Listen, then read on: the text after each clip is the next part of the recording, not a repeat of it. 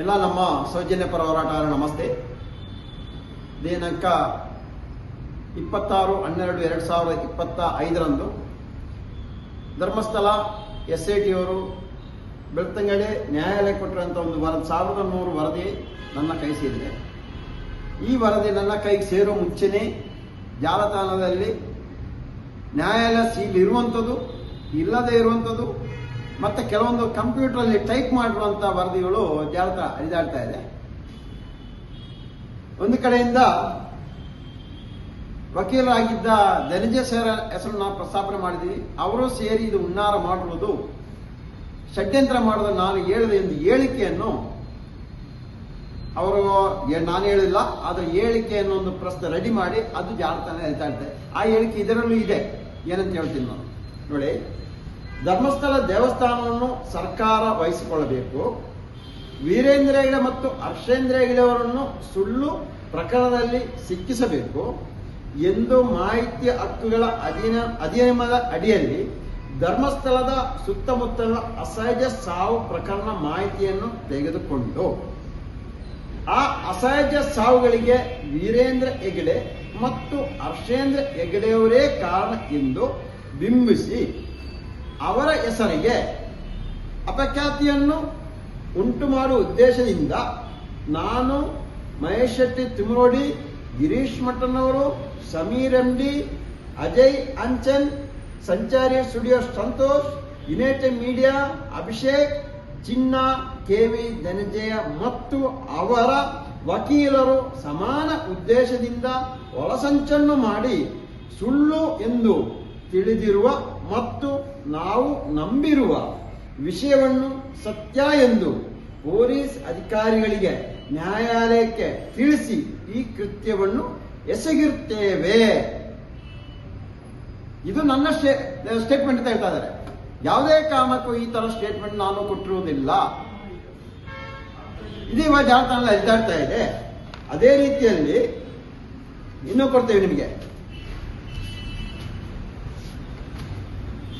Starting ಅಲ್ಲಿ ಇನ್ನೊಂದು ಇದರಲ್ಲಿ ಬರೆದಿದೆ. ಇದರಲ್ಲಿ 4-5 ಅಂಶಗಳನ್ನು ಎಷ್ಟು ಇವರು ಪ್ರಸ್ತಾಪನೆ ಮಾಡಿದ್ದಾರೆ. ಇದಕ್ಕೇನೆ ನಾನು SIT ಕೆಲವೊಂದು ಅಧಿಕಾರಿಯ ಮೇಲೆ ರಾಜ್ಯಪಾಲರಿಗೆ ದೂರು ನೀಡಿದ್ದೀವಿ. ಅದು ತನಿಖೆ ಆಗ್ಬೇಕಷ್ಟೇ. ಇನ್ನು ನೋಡೋಣ ಇದರಲ್ಲಿ ಯಾವ ತರ ಅಂತ ಹೇಳಿದ್ರೆ, ಚಿನ್ನಯ್ಯನನ್ನು ನಾನು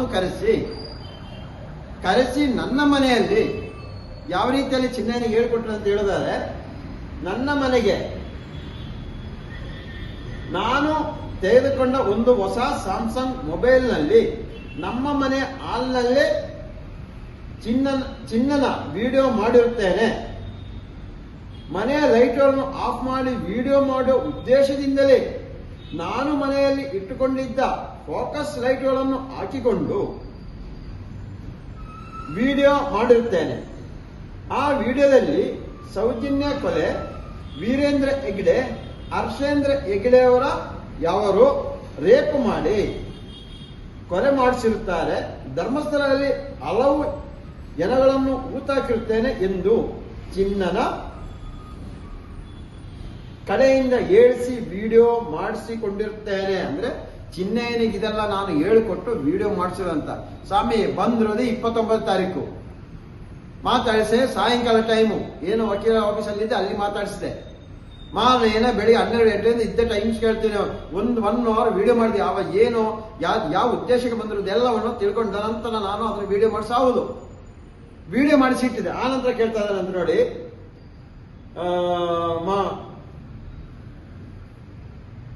ಮಾಡಿರ್ತಾರೆ.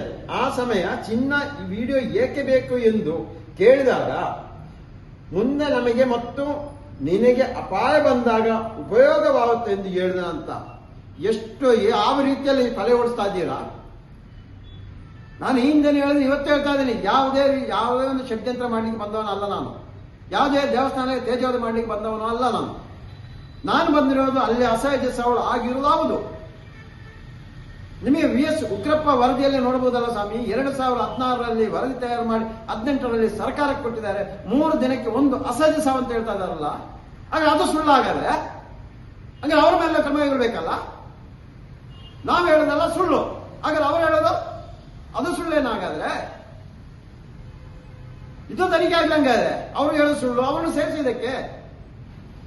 ಹಾಗೆ ಎಲ್ಲರ ಪ್ರಕಾರವಾಗಿ ಅಲ್ಲಿ ಪದ್ಮಲತಾ ವೇದವಲ್ಲಿ ಕೊಲೆ ಆಗಿಲ್ಲ, ಪದ್ಮಲತಾ ಕೊಲೆ ಆಗಿಲ್ಲ, ಆನಮೋತ ಕೊಲೆ ಆಗಿಲ್ಲ, ಸೌಜನ್ಯ ಕೊಲೆ ಆಗಿಲ್ಲ. ಇನ್ನು ಯಾವುದೇ ಅಲ್ಲಿ ಮೊನ್ನೆ ಭೀಮ ಹೋಗಿ ಇದು ತೆಗೆಯುವಾಗ ಅಲ್ಲಿ ಎಲ್ಲೂ ಸಿಗಿಲ್ವಾ? 6ರಲ್ಲಿ ಮತ್ತು 14ರಲ್ಲಿ ಸಿಗಿಲ್ವಾ? ಏನು ವಿಠಲ್ ಗೌಡರು ತೋರಿಸುವಾಗ ಆ ಪ್ರದೇಶದಲ್ಲಿ ಸಿಗಿಲ್ವಾ ಯಾವುದು? ಇದೆಲ್ಲ ಸುಳ್ಳಾಗಾದ್ರೆ ಆಗ ಮಾಮಲ ಶೆಟ್ಟಿ ಅವರು ಬಂದು 70 ಏನೋ ಮುತ್ತಾಕ್ರು, ಅದು ಸುಳ್ಳ? ಏನು KS ಹೆಗ್ಡೆಗೆ ಒಂದು 70 ಅಸಹಜ ಸಾವು ಏನೋ ತಗೊಂಡು ಅದು ಸುಳ್ಳಾಗಾದ್ರೆ, ಏನು 462 ಅಸಹಜ ಪಂಚಾಯತ್ ದಾಖಲೆ ಅದು ಸುಳ್ಳ? ಹಂಗಾರೆ ಅಲ್ಲಿ ಯಾವ್ದು ಆಗಿಲ್ವಲ್ಲ? ನೀವೆಲ್ಲ ಬುದ್ಧಿವಂತರು, ನಾವು ದಡ್ಡರು. ಅದೇ ಆಗಿರೋದು ಇವಾಗ. ಅಭಿಷೇಕನ ಕರೆಸ ವಿಡಿಯೋ ಮಾಡಿಸಿ ಹೋಯ ಅಂತ ಎಲ್ಲವನ್ನು ನಾನೇ ಮಾಡಿದಂಗೆ ಗೂಬೆ ಕೂರಿಸ್ತಾ ಇದ್ದೀರಲ್ಲ, ಏನು ಉದ್ದೇಶ ಏನು ಹೇಳಿ? ಕಾಡಿಗೊಂದು ವ್ಯಾಲ್ಯೂ ಇಲ್ವಾ? ನೀವು ಅದಿನ್ನು ಯಾವುದೇ ರೀತಿಯಲ್ಲಿ ಬೇಕಾದ್ರೆ ನಾನು ಬರ್ತೀನಿ ತನಿಖೆಗೆ. ಇದ್ದ ವಿಷಯ ಹೇಳಿದ್ದೀನಿ. ಈ ರೀತಿಯಲ್ಲಿ ನಾನು ಹೇಳಿಲ್ಲ, ಈ ರೀತಿಯಲ್ಲಿ ನಾನು ಪಾಯಿಂಟ್ ಮಾಡಿಲ್ಲ. ಅಲ್ಲಿ ವಿಡಿಯೋ ಇದೆ, ಅದು ಬೇಕಾದ್ರೆ ತನಿಖೆ ನಡೆಸಿ. ಕಾನೂನು ಚೌಕಟ್ಟಲ್ಲಿ ಹೋರಾಟ ಮಾಡ್ತಲೇ ಇರ್ತೀವಿ. ಇವಾಗ ನಿಮ್ಮ ಎಲ್ಲರ ಉದ್ದೇಶ ಇವಾಗ ಜಯಂತಿ ಟಾರ್ಗೆಟ್ ಮಾಡಿ ಜಯಂತಿ RTIಯಲ್ಲಿ ಮಾಹಿತಿ ಎಲ್ಲ ತೆಗಿತಾ ಇವಿ, ಜಯಂತಿ ಇಷ್ಟೆಲ್ಲ ಮಾಡ್ರೆ ಅವನು ಮುಗಿಸ್ಬಿಡ್ಬೇಕಂತ. ನನಗೇನಾದ್ರೂ ನನ್ನ ಫ್ಯಾಮಿಲಿಗೆ ಏನೋ HME ಆದ್ರೆ ಇದು ಯಾರು ವರದಿ ತಯಾರು ಮಾಡಿದ್ರೆ ಅವರೇ ನೇರ ಹೊಣೆಗಾರರು. ಅದನ್ನ ಈ ಮೂಲಕ ನಾನು ಸರ್ಕಾರ ಕೇಳ್ತಾ ಇದ್ದೀನಿ. ನೇರ ಹೊಣೆಗಾರರು ಯಾರು? ಈ ವರದಿಯನ್ನು ಯಾರು ತಯಾರು ಮಾಡಿರೋದು ಅವರೇ.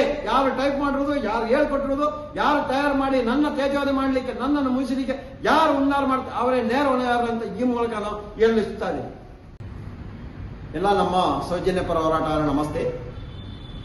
ದಿನಾಂಕ 26/12/2025 ಧರ್ಮಸ್ಥಳ SIT ಅವರು ಬೆಳ್ತಂಗಡಿ ನ್ಯಾಯಾಲಯ ಕೊಟ್ಟಿರುವಂಥ ಒಂದು 1100 ವರದಿ ನನ್ನ ಕೈ ಸೇರಿದೆ. ಈ ವರದಿ ನನ್ನ ಕೈಗೆ ಸೇರೋ ಮುಂಚೆನೇ ಜಾಲತಾಣದಲ್ಲಿ ನ್ಯಾಯಾಲಯ ಸೀಲ್ ಇರುವಂಥದ್ದು, ಇಲ್ಲದೆ ಇರುವಂಥದ್ದು, ಮತ್ತೆ ಕೆಲವೊಂದು ಕಂಪ್ಯೂಟರಲ್ಲಿ ಟೈಪ್ ಮಾಡಿರುವಂಥ ವರದಿಗಳು ಜಾಲತಾಣ ಹರಿದಾಡ್ತಾ ಇದೆ. ಒಂದು ಕಡೆಯಿಂದ ವಕೀಲರಾಗಿದ್ದ ಧನಂಜಯ ಸರ್ ಹೆಸರು ನಾವು ಪ್ರಸ್ತಾಪನೆ ಮಾಡಿದ್ದೀವಿ. ಅವರು ಸೇರಿ ಇದು ಹುನ್ನಾರ ಮಾಡಿರುವುದು, ಷಡ್ಯಂತ್ರ ಮಾಡೋದು ನಾನು ಹೇಳಿದೆ ಎಂದು ಹೇಳಿಕೆಯನ್ನು ಅವರು ನಾನು ಹೇಳಿಲ್ಲ, ಅದರ ಹೇಳಿಕೆಯನ್ನು ಒಂದು ಪ್ರಶ್ನೆ ರೆಡಿ ಮಾಡಿ ಅದು ಜಾಲತಾಣ ಹೇಳ್ತಾ ಇರ್ತಾರೆ. ಆ ಹೇಳಿಕೆ ಇದರಲ್ಲೂ ಇದೆ. ಏನಂತ ಹೇಳ್ತೀನಿ ನಾನು ನೋಡಿ. ಧರ್ಮಸ್ಥಳ ದೇವಸ್ಥಾನವನ್ನು ಸರ್ಕಾರ ವಹಿಸಿಕೊಳ್ಳಬೇಕು. ವೀರೇಂದ್ರ ಹೆಗ್ಡೆ ಮತ್ತು ಹರ್ಷೇಂದ್ರ ಹೆಗ್ಡೆ ಅವರನ್ನು ಸುಳ್ಳು ಪ್ರಕರಣದಲ್ಲಿ ಸಿಕ್ಕಿಸಬೇಕು ಎಂದು ಮಾಹಿತಿ ಹಕ್ಕುಗಳ ಅಧಿನಿಯಮದ ಅಡಿಯಲ್ಲಿ ಧರ್ಮಸ್ಥಳದ ಸುತ್ತಮುತ್ತಲ ಅಸಹಜ ಸಾವು ಪ್ರಕರಣ ಮಾಹಿತಿಯನ್ನು ತೆಗೆದುಕೊಂಡು ಆ ಅಸಹಜ ಸಾವುಗಳಿಗೆ ವೀರೇಂದ್ರ ಹೆಗ್ಡೆ ಮತ್ತು ಹರ್ಷೇಂದ್ರ ಹೆಗ್ಡೆಯವರೇ ಕಾರಣ ಎಂದು ಬಿಂಬಿಸಿ ಅವರ ಹೆಸರಿಗೆ ಅಪಖ್ಯಾತಿಯನ್ನು ಉಂಟು ಮಾಡುವ ಉದ್ದೇಶದಿಂದ ನಾನು, ಮಹೇಶ್ ಶೆಟ್ಟಿ ತಿಮರೋಡಿ, ಗಿರೀಶ್ ಮಠನವರು, ಸಮೀರ್ MD, ಅಜಯ್ ಅಂಚನ್, ಸಂಚಾರಿ studio Santosh, United media Abhishek, ಚಿನ್ನ, KV ಧನಂಜಯ ಮತ್ತು ಅವರ ವಕೀಲರು ಸಮಾನ ಉದ್ದೇಶದಿಂದ ಒಳಸಂಚನ್ನು ಮಾಡಿ ಸುಳ್ಳು ಎಂದು ತಿಳಿದಿರುವ ಮತ್ತು ನಾವು ನಂಬಿರುವ ವಿಷಯವನ್ನು ಸತ್ಯ ಎಂದು ಪೊಲೀಸ್ ಅಧಿಕಾರಿಗಳಿಗೆ ನ್ಯಾಯಾಲಯಕ್ಕೆ ತಿಳಿಸಿ ಈ ಕೃತ್ಯವನ್ನು ಎಸಗಿರುತ್ತೇವೆ. ಇದು ನನ್ನ ಸ್ಟೇಟ್ಮೆಂಟ್ ಅಂತ ಹೇಳ್ತಾ ಇದ್ದಾರೆ. ಯಾವುದೇ ಕಾರಣಕ್ಕೂ ಈ ತರ ಸ್ಟೇಟ್ಮೆಂಟ್ ನಾನು ಕೊಟ್ಟಿರುವುದಿಲ್ಲ. ಇದೀಗ ಜಾಲತಾಣ ಎದ್ದಾಡ್ತಾ ಇದೆ. ಅದೇ ರೀತಿಯಲ್ಲಿ ಇನ್ನೂ ಕೊಡ್ತೇವೆ ನಿಮಗೆ. ಸ್ಟಾರ್ಟಿಂಗ್ ಅಲ್ಲಿ ಇನ್ನೊಂದು ಇದರಲ್ಲಿ ಬರೆದಿದೆ. ಇದರಲ್ಲಿ 4-5 ಅಂಶಗಳನ್ನು ಎಷ್ಟು ಇವರು ಪ್ರಸ್ತಾಪನೆ ಮಾಡಿದ್ದಾರೆ. ಇದಕ್ಕೇನೆ ನಾನು SIT ಕೆಲವೊಂದು ಅಧಿಕಾರಿಯ ಮೇಲೆ ರಾಜ್ಯಪಾಲರಿಗೆ ದೂರು ನೀಡಿದೀವಿ. ಅದು ತನಿಖೆ ಆಗ್ಬೇಕಷ್ಟೇ. ಇನ್ನು ನೋಡೋಣ ಇದರಲ್ಲಿ ಯಾವ ತರ ಅಂತ ಹೇಳಿದ್ರೆ, ಚಿನ್ನಯ್ಯನನ್ನು ನಾನು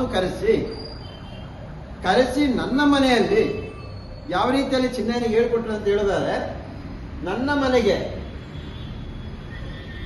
ನಾನು ತೆಗೆದುಕೊಂಡ ಒಂದು ಹೊಸ ಸ್ಯಾಮ್ಸಂಗ್ ಮೊಬೈಲ್ನಲ್ಲಿ ನಮ್ಮ ಮನೆ ಹಾಲ್ನಲ್ಲೇ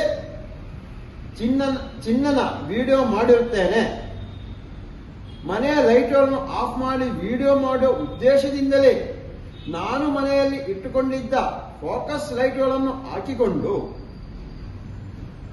ವಿಡಿಯೋ ಮಾಡಿರುತ್ತೇನೆ. ಆ ವಿಡಿಯೋದಲ್ಲಿ ಸೌಜನ್ಯ ಕೊಲೆ, ವೀರೇಂದ್ರ ಹೆಗ್ಡೆ, ಹರ್ಷೇಂದ್ರ ಹೆಗ್ಡೆಯವರ ಯಾವರು ರೇಪ್ ಮಾಡಿ ಕೊಲೆ ಮಾಡಿಸಿರುತ್ತಾರೆ. ಧರ್ಮಸ್ಥಳದಲ್ಲಿ ಹಲವು ಜನಗಳನ್ನು ಊತಾಕಿರುತ್ತೇನೆ ಎಂದು ಚಿನ್ನನ ಕಡೆಯಿಂದ ಹೇಳಿಸಿ ವಿಡಿಯೋ ಮಾಡಿಸಿಕೊಂಡಿರುತ್ತೇನೆ. ಅಂದ್ರೆ ಚಿನ್ನಯ್ಯನಿಗೆ ಇದೆಲ್ಲ ನಾನು ಹೇಳಿಕೊಟ್ಟು ವಿಡಿಯೋ ಮಾಡಿಸಿದಂತ. ಸ್ವಾಮಿ ಬಂದಿರೋದು 29 ತಾರೀಕು. ಮಾತಾಡಿಸಿ ಸಾಯಂಕಾಲ ಟೈಮು ಏನು ವಕೀಲ ಆಫೀಸಲ್ಲಿದ್ದೆ ಅಲ್ಲಿ ಮಾತಾಡಿಸಿದೆ. ಏನ ಬೆಳಿಗ್ಗೆ 12 ಗಂಟೆಯಿಂದ ಇದ್ದ ಟೈಮ್ಸ್ ಕೇಳ್ತೀನಿ. ಒನ್ ಅವರ್ ವಿಡಿಯೋ ಮಾಡಿದೆ. ಅವ ಏನು ಯಾವ ಉದ್ದೇಶಕ್ಕೆ ಬಂದಿರೋದು ಎಲ್ಲವನ್ನು ತಿಳ್ಕೊಂಡ ನಂತರ ನಾನು ಅದನ್ನ ವಿಡಿಯೋ ಮಾಡಿಸಾವುದು ವಿಡಿಯೋ ಮಾಡಿಸಿಟ್ಟಿದೆ. ಆ ನಂತರ ಕೇಳ್ತಾ ಇದ್ದಾನೆ ಅಂತ ನೋಡಿ.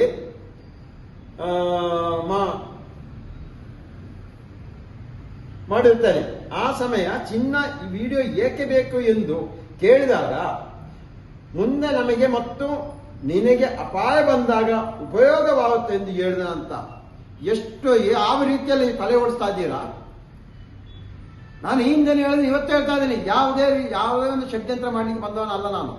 ಯಾವುದೇ ದೇವಸ್ಥಾನಕ್ಕೆ ತೇಜೋಧ ಮಾಡ್ಲಿಕ್ಕೆ ಬಂದವನು ಅಲ್ಲ ನಾನು ಬಂದಿರೋದು ಅಲ್ಲಿ ಅಸಹಜ ಸಾವಳು ಆಗಿರೋದು ಹೌದು. ನಿಮಗೆ VS ಉಗ್ರಪ್ಪ ವರದಿಯಲ್ಲಿ ನೋಡಬಹುದಲ್ಲ ಸ್ವಾಮಿ. 2016ರಲ್ಲಿ ವರದಿ ತಯಾರು ಮಾಡಿ 18ರಲ್ಲಿ ಸರ್ಕಾರಕ್ಕೆ ಕೊಟ್ಟಿದ್ದಾರೆ. 3 ದಿನಕ್ಕೆ ಒಂದು ಅಸಹಜ ಸಾವು ಅಂತ ಹೇಳ್ತಾ ಇದಾರಲ್ಲ. ಹಾಗೆ ಅದು ಸುಳ್ಳಾಗಾದ್ರೆ ಹಾಗೆ ಅವರ ಮೇಲೆ ಕ್ರಮ ಕೈಗೊಳ್ಬೇಕಲ್ಲ. ನಾವು ಹೇಳೋದಲ್ಲ ಸುಳ್ಳು, ಹಾಗಾದ್ರೆ ಅವರು ಹೇಳೋದು ಅದು ಸುಳ್ಳೇನಾಗಾದ್ರೆ ಇದು ತನಿಖೆ ಆಗ್ಲಂಗಾದ್ರೆ ಅವರು ಹೇಳೋದು ಸುಳ್ಳು, ಅವನು ಸೇರಿಸಿದಕ್ಕೆ. ಹಾಗೆ ಎಲ್ಲರ ಪ್ರಕಾರವಾಗಿ ಅಲ್ಲಿ ಪದ್ಮಲತಾ ವೇದವಲ್ಲಿ ಕೊಲೆ ಆಗಿಲ್ಲ, ಪದ್ಮಲತಾ ಕೊಲೆ ಆಗಿಲ್ಲ, ಆನಮೋತ ಕೊಲೆ ಆಗಿಲ್ಲ, ಸೌಜನ್ಯ ಕೊಲೆ ಆಗಿಲ್ಲ. ಇನ್ನು ಯಾವುದೇ ಅಲ್ಲಿ ಮೊನ್ನೆ ಭೀಮ ಹೋಗಿ ಇದು ತೆಗೆಯುವಾಗ ಅಲ್ಲಿ ಎಲ್ಲೂ ಸಿಗಿಲ್ವಾ? 6ರಲ್ಲಿ ಮತ್ತು 14ರಲ್ಲಿ ಸಿಗಿಲ್ವಾ? ಏನು ವಿಠಲ್ ಗೌಡರು ತೋರಿಸುವಾಗ ಆ ಪ್ರದೇಶದಲ್ಲಿ ಸಿಗಿಲ್ವಾ ಯಾವುದು? ಇದೆಲ್ಲ ಸುಳ್ಳಾಗಾದ್ರೆ ಮಾಮಲ ಶೆಟ್ಟಿ ಅವರು ಬಂದು 70 ಜನ ಮುತ್ತಾಕ್ರು, ಅದು ಸುಳ್ಳ? ಏನು KS ಹೆಗ್ಡೆಗೆ ಒಂದು 70 ಅಸಹಜ ಸಾವು ಏನೋ ತಗೊಂಡು ಅದು ಸುಳ್ಳಾಗಾದ್ರೆ, ಏನು 462 ಅಸಹಜ ಪಂಚಾಯತ್ ದಾಖಲೆ ಅದು ಸುಳ್ಳ? ಹಂಗಾರೆ ಅಲ್ಲಿ ಯಾವ್ದು ಆಗಿಲ್ವಲ್ಲ? ನೀವೆಲ್ಲ ಬುದ್ಧಿವಂತರು, ನಾವು ದಡ್ಡರು. ಅದೇ ಆಗಿರೋದು ಇವಾಗ. ಅಭಿಷೇಕನ ಕರೆಸ ವಿಡಿಯೋ ಮಾಡಿಸಿ ಹೋಯ್ಯ ಅಂತ ಎಲ್ಲವನ್ನು ನಾನೇ ಮಾಡಿದಂಗೆ ಗೂಬೆ ಕೂರಿಸ್ತಾ ಇದೀರಲ್ಲ. ಏನು ಉದ್ದೇಶ ಏನು ಹೇಳಿ? ಕಾಲಿಗೊಂದು ವ್ಯಾಲ್ಯೂ ಇಲ್ವಾ? ನೀವು ಅದಿನ್ನು ಯಾವುದೇ ರೀತಿಯಲ್ಲಿ ಬೇಕಾದ್ರೆ ನಾನು ಬರ್ತೀನಿ ತನಿಖೆಗೆ. ಇದ್ದ ವಿಷಯ ಹೇಳಿದ್ದೀನಿ. ಈ ರೀತಿಯನ್ನು ನಾನು ಹೇಳಿಲ್ಲ, ಈ ರೀತಿಯಲ್ಲಿ ನಾನು ಪಾಯಿಂಟ್ ಮಾಡಿಲ್ಲ. ಅಲ್ಲಿ ವಿಡಿಯೋ ಇದೆ, ಅದು ಬೇಕಾದ್ರೆ ತನಿಖೆ ನಡೆಸಿ. ಕಾನೂನು ಚೌಕಟ್ಟಲ್ಲಿ ಹೋರಾಟ ಮಾಡ್ತಲೇ ಇರ್ತೀವಿ.